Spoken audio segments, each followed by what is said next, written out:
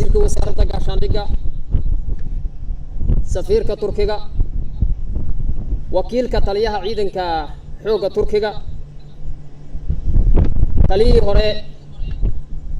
ee ciidanka xoogga dalka Soomaaliyeed walaalkay Daahir Aadan Cilmi, dhammaan marti sharafta kale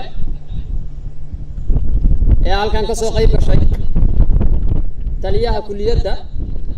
iyo guud ahaan taliyaasha talisada nuucyada ciidamada xoogga dalka Soomaaliyeed iyo hogaamada taliska guud iyo dhammaan marti sharafta kale. Assalaamu calaykum waraxmatullaahi wabarakaatuh. mudane guddoomiye, maantay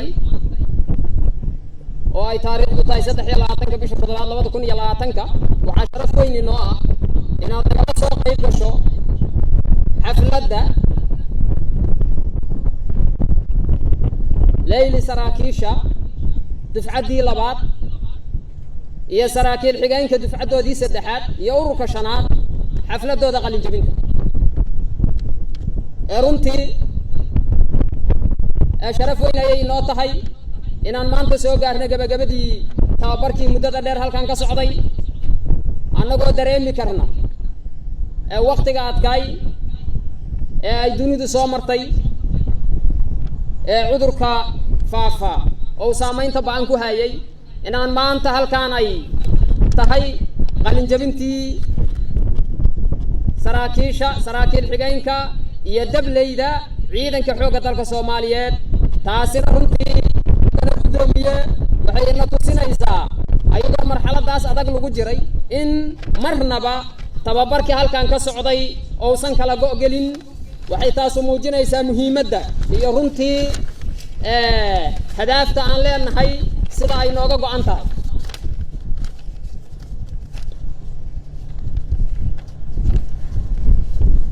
mudane guddoomiye, waxaan runtii halkan uga mahad celinayaa saraakiil xigeenka alifleyda iyo dableyda ciidanka xoogga dalka Soomaaliyeed ee ku sugan kulliyadda Turkisom ee runtii halkan ka bixinayay tababarada aadka tayadooda u sarreyso,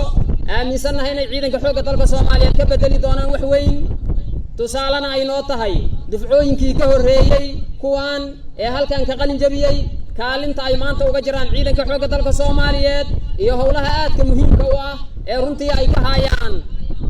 qaybo ka mid ah gobollada dalka. waxaan rabaa halkan inaan runtii ka xuso sida aad la socoto mudane guddoomiye, waxaa la furo 2017 waqtigaas ilaa hadda waxaan dareemi karnaa tababarada ciidanka xoogga dalka Soomaaliyeed halkan uga socday, noocyada kala duwan ee halkan ka soo qalin jabiyey iyo weli kuwa hadda halkan maanta taagan ee maanta ka qalin jabinaya iyo kuwa kale tababarku uga socdo ee aan rajaynayna ayadana insha Allah ta'ala waqtiyada soo socda in ayagana muxuu ahay sheegay qalin jabintoodu ay halkan ka dhici doonto. mudanayaal iyo marwooyin, saraakiil xigeenka iyo dableyda maanta hortiina taagan ee qalin jabinaya, waxaan aaminsanahay inay qayb weyn ka qaadan doonaan dib u dhiska ciidanka xoogga dalka Soomaaliyeed, dardargelinta iyo kamira dhalinta amniga dalka, horumarinta iyo sugidda dhammaan mas'uuliyaddii ciidanka xoogga dalka Soomaaliyeed saarneeday. waxaan rabaa marka mudane guddoomiye iyo marti sharafta kale, ma doonayo inaan halkan ku sii fogaado. wax allaalayo wixii halkan ka socday waad arkayseen, waxaa soo xusay taliyihii dugsiga, waxaadna arki doontaan waxa noogu xigi doona. waxaan rabaa marka inaan ku soo gabagabeeyo saraakiil xigeenka iyo dableyda halkan maanta ka qalin jabinaya, waxaana saaran mas'uuliyad weyn, waxaana sugaya guud ahaan ummadda Soomaaliyeed. runtii waxaana hor yaalla ma ahan wax halkan hadal looga soo koobi karo, waa xaqiiqo inaan dareensannahay waajibaadka iyo mas-uuliyaddan hor yaalla waxaan aaminsanahay inaad guda doontaan si geesinimo leh waxaan aaminsanahay inaad guda doontaan si hagar la'aana waxaan aaminsanahay inaad guda doontaan si hakasha la'aana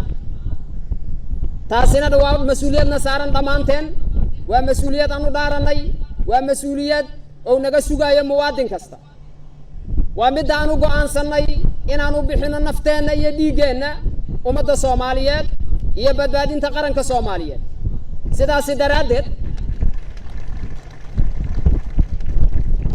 sidaasi daraaddeed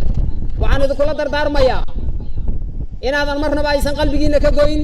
waxa aad halkan ku qaadateen iyo waxa kale aad qaado doontaan waxaan idin rajaynayaa guul waxaan idin rajaynayaa caafimaad waxaan idin rajaynayaa horumar iyo barwaaqo waxaan rajaynayaa insha allahu tacaala kaalinta ciidanka xoogga dalka soomaaliyeed inaad ka qaado doontaan qayb weyn oo lama hilmaamaana waxaan rabaa halkan runtii inaan mar labaad uga mahad celiyo taliyii hore ciidanka xoogga dalka soomaaliyeed oo howlahan halkan ka socda runtii lafdhabar u ahay soo aasaasay gacan weyna ka geystay aad iyo aad aa u mahadsantihiin